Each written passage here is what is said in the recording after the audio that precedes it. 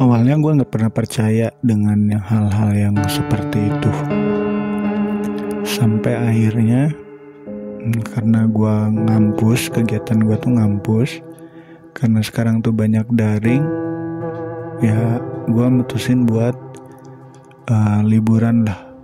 Karena ngampus gue juga kan daring ya. Gue ngampus di salah satu universitas swasta di ibu kota, dan akhir-akhir ini sering banget daring. Jadi gue bosen di kosan karena gue ngekos di sini. Akhirnya ya udah, gue putusin buat ke rumah nenek gue di daerah Sukabumi. Akhirnya pagi itu ya gue siap-siap. Gue pastinya bawa laptop gue dan yang lain-lainnya. Kesempatan atau mungkin peluang gue untuk nyampe ke sana juga, karena kondisinya lagi gini, gue nggak tahu kan ya ini tuh bakalan nyampe apa enggak gitu. Tapi ya karena gue udah bete, ya udahlah, gue coba aja. Gue sih sebenarnya ke rumah nenek gue tuh udah 4 kalian, tapi gue nggak pernah sendiri dan baru kali ini sendiri. Nah, gue tuh nyampe ke daerah Sukabumi itu jam 5 sore, dan di situ ternyata memang ada beberapa jalan tutup. Jadi mau nggak mau gue pakai Google Maps. Nah, dari situ gue udah mulai ngerasa keanehan.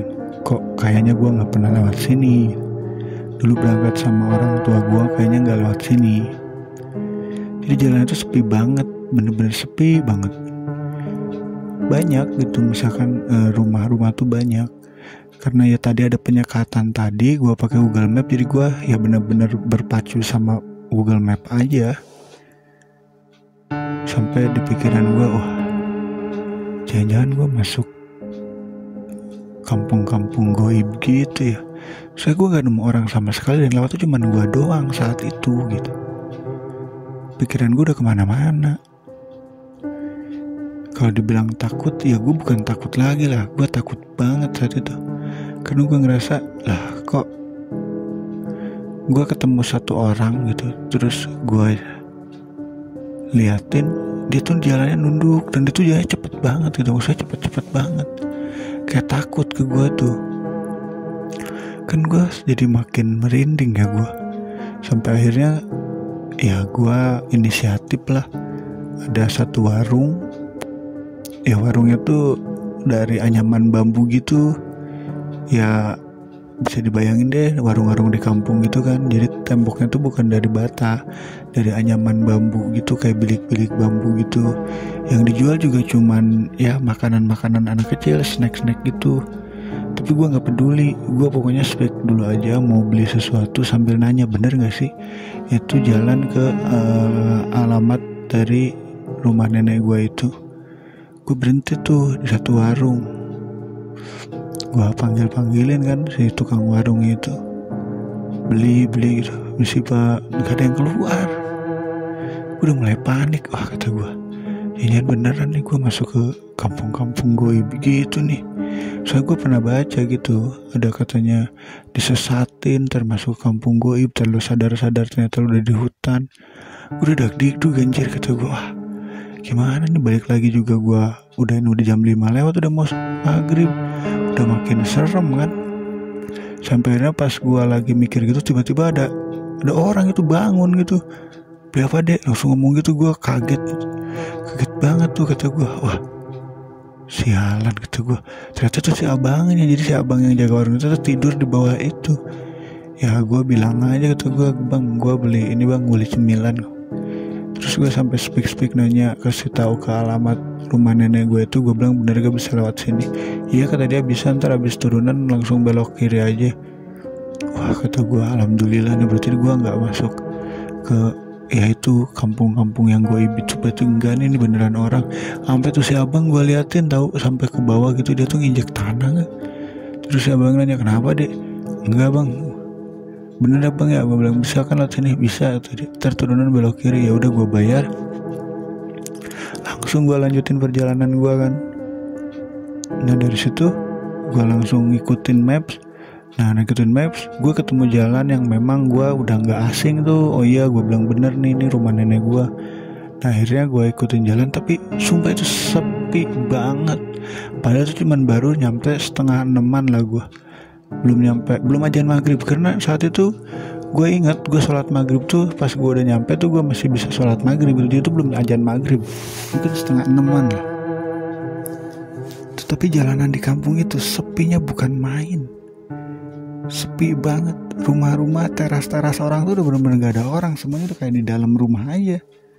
Sampai akhirnya gue nyampe ke rumah nenek gue. Ya udah, terus gue istirahat sebentar. Ya akhirnya gue nanya kan ke bibi gue. Jadi bibi gue tuh berarti dia adeknya mama gue yang memang tinggal di rumah nenek gue. Gue bilang, Bi, sepi amat ini, pada kemana orang-orang? Oh iya katanya, sepi kata bibi gue. Tumben, gue bilang, biasanya rame. Oh katanya, sepi soalnya 2 hari yang lalu ada anak hilang. Anak hilang? Iya. Hilang kemana? Gue bilang, ya ada anak hilang katanya lagi main tak umpet jam 5:30, terus tiba-tiba hilang, sampai sekarang belum ketemu. Jadi warga yang gak berani kalau anak-anaknya pada main, kalau jam-jam segini udah suruh pada masuk. Oh gitu, pantesan sepi banget gitu. Sampai akhirnya ya udah, terus gue sholat maghrib tuh. Ini malam pertama di rumah nenek gue aja, gue tuh udah ngerasa aneh, tau gak? Ngerasa anehnya kata gue, sunyi banget, udah bener-bener sunyi banget. Sampai akhirnya gue ngobrol tuh kan, ya biasalah namanya gue baru ke rumah nenek gue lagi kan, ngobrol-ngobrol sama nenek gue. Terus sebelum gue tidur tuh jam 10-an, karena gue penasaran kan, ya gue tanyain ke bibi gue itu, gue bilang, anak itu sebenarnya hilang kenapa sih, Bi? Terus kata dia, katanya ya di ini sama wewe gombel. Ya gue nggak tahu ya, maksudnya percaya nggak percaya juga sih saat itu. Tapi karena badan gue capek, ya udahlah, dari ibu kota kan gue ke Sukabumi pakai motor kan capek juga, ya udahlah gue langsung tidur aja gitu. Terus gue tidur. Nah tiba-tiba tuh jam berapa gitu ya, jam 2 atau jam 3 tuh suaranya gaduh banget. Banyak orang mukul-mukulin tong, kentongan, terus kayak panci dan segala macemnya dia dipukul-pukulin. Tapi karena saat itu kondisi gue emang udah capek banget, ya gue nggak peduli gitu. Gue ngedenger, cuman gue nggak bangun gitu, karena gue udah capek. Ya udah gue tidur lagi. Nah pas subuh, setelah subuh itu gue dibangunin sholat subuh sama nenek gue. Terus gue sholat subuh lah ke musola deket rumah nenek gue. Baliknya tuh gue lihat rame gitu, orang-orang tuh pada rame. Terus gue nanya dong nyampe rumah ke bibi gue itu, gue bilang, Bi, itu di sana rame kenapa? Terus kata bibi gue itu bahwa baju si anak yang hilang itu ditemukan, tapi bajunya doang, anaknya nggak ketemu. Wah kata gue sih nggak curiga ke hal-hal mistis ya. Gue curiganya ya pasti diculik lah. Ya kali setan bawa anak, bajunya ketinggalan kan nggak mungkin kan. Ya gue bilangnya diculik lah. Tapi warga-warga sana tuh nggak percaya gitu. Tetap aja mikirnya bahwa ya tadi digondol wewe gombel. Tapi ya udahlah, gue juga nggak peduli juga gitu. Nah siangnya, karena gue inget ada kelas tuh jam 2 siang, gue ada kelas kan, harus online via Zoom. Ya udah gue siap-siap, dan ternyata sinyal di rumah nenek gue tuh bapuk banget, nggak ada sinyal sama sekali. Connecting gue jelek banget. Sampai akhirnya gue dikasih tahu sama bibi gue, kalau mau connectingnya yang bagus itu harus ke kelurahan. Oh kata gue, dan dari jarak dari rumah nenek gue ke kelurahan tuh emang gak jauh sih, gak nyampe 500 meteran. Jalan kaki juga bisa gitu. Nah sampai akhirnya gue bilang ya udah deh, gue izin ke kelurahan aja gitu. Soalnya gue butuh connecting internet yang lebih bagus buat Zoom gue. Ya udah gue jalan kaki sampai ke kelurahan. Gue kan diem kayak di di pendopo warga gitu deh, kayak pos kamling gitu. Gue coba disitu, ternyata benar sinyalnya bagus. Nah ada orang kelurahannya mungkin ngelihat gue dan agak aneh karena gue orang asing kan di situ. Terus dia nanya-nanya, ya gue jelasin kalau gue cucunya mbah ini. Terus gue kesini lagi liburan karena memang gue kuliah gue daring. Terus gue di sini karena gue butuh sinyal. Terus akhirnya gue disuruh masuk ke kelurahan itu di ruang tunggu gitu, karena katanya kalau di pos kamling tadi tuh panas. Ya udah, gue masuk. Kelas gue tuh berakhir sekitar jam 4 lewat deh, pokoknya abis asar lah itu udah selesai. Nah gue tuh numpang sholat asar juga tuh di musola kelurahan itu. Beres itu akhirnya gue ngobrol sama salah satu pegawai kelurahan itu. Terus gue tanya terkait anak yang hilang beberapa hari yang lalu. Terus si pegawainya itu ngasih tahu kalau anak itu memang hilang di dekat pohon mangga besar sambil nunjukin pohon mangga. Ternyata pohon mangga itu adalah yang gue lewatin pas gue berangkat dari rumah nenek gue ke kelurahan ini. Pohon mangganya memang besar, itu nggak bisa dipeluk oleh orang dewasa gitu.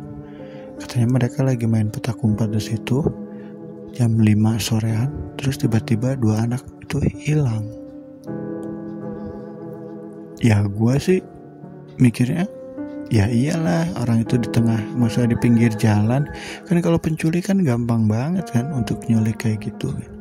Tapi ternyata mereka tuh tetap kekeh itu bukan penculik. Itu ada hal-hal goib yang terjadi di sana gitu.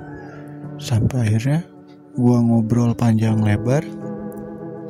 Ternyata udah jam 5 lebih 10 menit. Dan si petugas kelurahan ini juga mau pulang. Ya udah, gua juga balik. Akhirnya gua balik. Nah, selama perjalanan tuh gua mikirin itu tuh hal yang tadi. Karena gua bakalan lewatin pohon mangga ini gitu. Jujur sih, gua bukannya takut, tapi gua penasaran aja gitu. Dan sebenarnya gue malah orangnya cuek banget kan. Akhirnya ya udah gue lewat aja kayak biasa. Tapi aneh gitu. Aneh tuh maksud gue, lu pernah gak sih lihat bocah gitu kayak ciluk gitu dari pohon mangga itu tapi gue nggak ngeliatin serius. Gue cuma lihat dari mata pasat gue tuh kayak gue tuh digituin sama orang gitu. Pas gue lewat itu kok kata gue kayak ada orang yang kepalanya nongol termasuk bersembunyi lagi di belakang pohon mangga itu. Gitu-gitu aja terus gitu. Kata gue. Sampai akhirnya gue sambil jalan itu mikir, apa sih gitu. Gue parno deh, ini mah parno kata gue. Ya gue terus langsung jalan aja.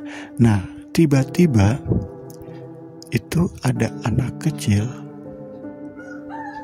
kayak jalan gitu, lari gitu dari belakang gue. Terus dia nyalip gue gitu, anak kecil ini gitu. Terus dia ngomong ke gue, dari mana? Ya karena gue mikirnya ya gue orang baru kan ya. Ya gue jawab itu habis dari kelurahan. Kalian kok belum pada pulang? Iya bentar lagi mau pulang kata dia. Oh katanya orang baru ya katanya. Terus ya gue bilang iya gitu. Terus aku dari sana, dari kota. Oh ya kita pulang dulu ya, dadah. Ya gue bilang juga ya udah dadah karena emang anak-anak di kampungan nenek gue ya biasa gitu, ramah-ramah. Ya udah, gue juga nggak ada curiga apa-apa. Gue jalan nyampe ke rumah, tapi gue heran pas nyampe rumah nenek gue. Lah, kata gue, tuh bocah berdua pulang kemana? Karena gini, dia nyalip gue dari belakang gue, tapi pas mau pulang dia larinya ke arah belakang gue lagi, jadi balik lagi gitu loh. Paham gak sih lu lagi jalan nih tiba-tiba ada 2 anak lari gitu dari arah belakang lu, nyodok lu gitu. Terus dia ngomong gitu, bercakap sama kita. Pas dia bilang balik mau pulang, dadah, tapi dia baliknya bukan ke arah depan kita gitu, ke arah belakang kita gitu. Dan gue ingat banget bocahnya itu yang satu pakai baju kayak Superman gitu, baju bocah yang belakangnya ada kayak sayap Supermannya, tahu kan lo? Dan yang satunya lagi itu pakai baju bola, baju Persib. Tuh anak berdua gue lihat, bocah cuman sepinggang gue, paling bocah SD lah. Seingat gue tuh bocah SD lah, nggak mungkin lah bocah-bocah SMP tuh dibahas, karena bocah-bocah SD lah, bocah kecil. Tapi ya udah gitu, gue pas nyampe rumah nenek gue juga mikir ya emang bocah dari situ kali deh. Ya udah, santai aja. Sampai akhirnya pas mau maghrib tuh bibi gue yang tinggal sama nenek gue itu bilang, nanti abis sholat isya di musola diundang ke salah satu rumah warga. Gue bilang, undangan apa Bi? Ya dia mau ya minta doanya, soalnya ini anaknya dia yang hilang ini, yang warga yang undang ini ternyata yang anaknya hilang ini, minta doa bersama dari warga-warga. Oh ya udah, gue bilang nggak apa-apa, ntar aku ikut. Karena memang paman gue, suaminya bibi gue juga emang ngajakin ntar bareng dia. Ya udah, gue bilang. Habis sisa gue cabut. Nah yang bikin gue heran adalah, jadi sebelum doa itu, baju yang ditemuin yang pas hari pertama gue datang itu, yang tengah malam pada mukulin kentongan, panji dan segala macam, yang katanya bajunya ditemuin, itu dia taruh di tengah-tengah kita. Terus kita tuh baca surat Yasin dan yang lain-lainnya lah, meminta supaya anak ini bisa dikembalikan gitu, kalau memang seandainya hilangnya sama makhluk halus. Dan yang bikin gue shock adalah baju yang ditemuan itu adalah baju yang dipakai anak kecil itu. 2 anak kecil yang gue temuin pas gue balik dari kelurahan. Bajunya sama persis. Baju Batman, baju Superman itu yang ada belakangnya ada sayapnya itu. Lo tahu kan baju-baju kayak gitu, baju-baju bocah kayak gitu. Itu bajunya. Dan disitu asli gue merindingnya luar biasa. Sampai selesai acara, nyampe ke rumah, gue balik bareng paman gue. Terus gue tanya ke paman gue, anak yang hilang itu usianya berapa, Mang? Karena orang Sunda kan. Terus kata dia, ya masih bocah, kelas 2 SD. Oh, kelas 2 SD, iya. Ya tingginya juga paling sepinggang kamu lah. Gitu. Terus gue bilang, tadi tuh baju dia. Iya. Lah katanya, kata bibi, gue bilang yang hilang 2 orang ya. Iya. Yang seorang lagi pakai baju apa, Mang? Dan mamang gue bilang pakai baju bola. Celetuk dong gue langsung, Persib. Terus mamang gue bilang, kok tahu? Anjay, gue langsung berhenti, badan gue lemes, bulu kuduk gue merinding. Wah, kata gue, anjrit, jangan-jangan bocahnya yang tadi sore gue balik dari kelurahan nih. Dan di malam itu gue gak bisa tidur, asli. Gue gak bisa tidur, rasa takut. Pokoknya gue bener-bener gak bisa tidur. Sampai akhirnya gue lihat jam itu udah jam 3 dini hari. Gue bener-bener kepikiran gitu. Wah, kata gue, apa bener nih bocah yang tadi nyamperin gue tuh bocah-bocah itu gitu. Tapi masa iya sih hal kayak gitu ada gitu. Sampai akhirnya pagi habis sholat subuh, semua warga tuh ramai banget gitu. Karena katanya 2 bocah itu ditemukan. Dan yang menemukannya itu ngelihat bahwa 2 bocah itu lagi duduk bersandar nangis di pohon mangga. Yang kemarin pas gue balik dari kelurahan, gue lewat sana dan gak ada namanya bocah itu, gak ada. Dan itu anaknya beneran ada. Dan pas gue lihat, karena gue penasaran, akhirnya gue sama bibi gue sama mamang gue juga lihat ke sana. Dan bocah itu beneran. 2 bocah itu adalah yang nyamperin gue pas gue balik dari kelurahan. Dan mereka lagi nangis dengan duduk bersandar di bawah pohon mangga. Yang satu gak pakai baju, yang satu pakai baju Persib. Edan gak? Bisa lu bayangin kan? Dan mereka nangis gitu. Mereka gak mau, walaupun orang tuanya udah di situ, mereka gak mau pindah dari situ gitu. Mereka gak mau pindah dari pohon itu. sampai akhirnya dipanggilin orang pinter, orang yang yang kayak gitulah, ngerti gitu. Terus ditanya-tanya, katanya mereka nggak mau ngomong, cuman mau nangis. Sampai akhirnya berhenti nangis dan bocah itu, mereka berdua ngelihat ke arah gua. Dan lo tau kan tatapan bocah gitu yang nangis terus lihat gua tiba-tiba diem gitu. Terus sumpah gua langsung merinding, tau gak? Wah, kata gua, kenapa nih bocah berdua lihat gua langsung berhenti nangis. Dan lo tau dia bilang apa? Kakak, aku pulang. Anjir, shock. Pas dia teriak ke gua berdua, kakak, halo AA, aku pulang. Shock banget gak sih?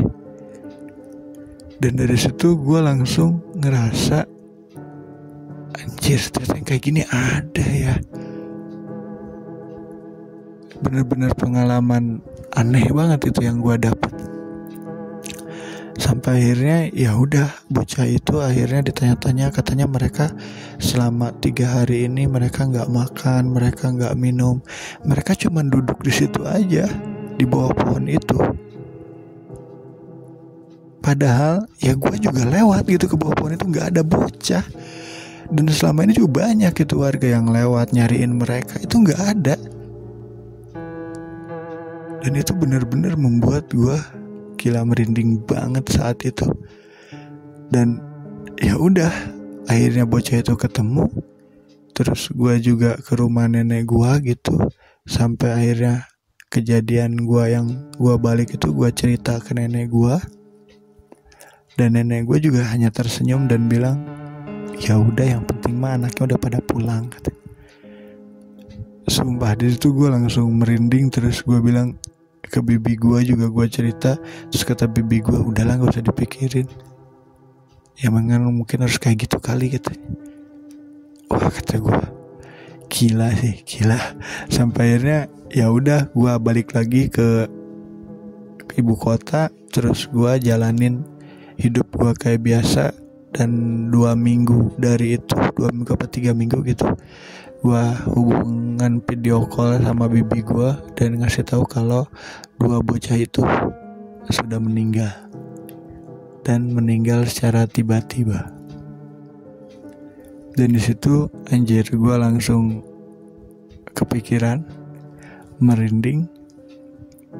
Apakah sebenarnya dia ngomong mau balik, mau pulang itu sebenarnya bukan mau pulang ke orang tuanya, apa mau pulang meninggalkan dunia ini? Tapi gue juga nggak tahu. Tapi dari situ gue udah mikir, ya udahlah, gue nggak mau mikirin itu, karena kalau gue mikirin itu yang bisa gue nggak bisa tidur di kosan gue gitu. Ya akhirnya sampai hari ini gue nggak tahu maksud dari bocah itu. Yang pertama ketemu gue pas gue balik dari kelurahan, mereka bilang iya kita mau pulang.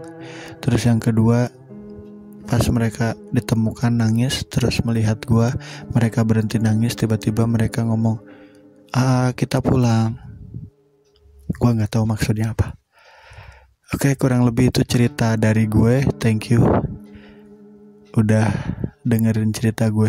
Semoga menambah menambah pengalaman teman-teman deh. Dan ternyata dunia seperti itu tuh mungkin memang ada. Oke, thank you.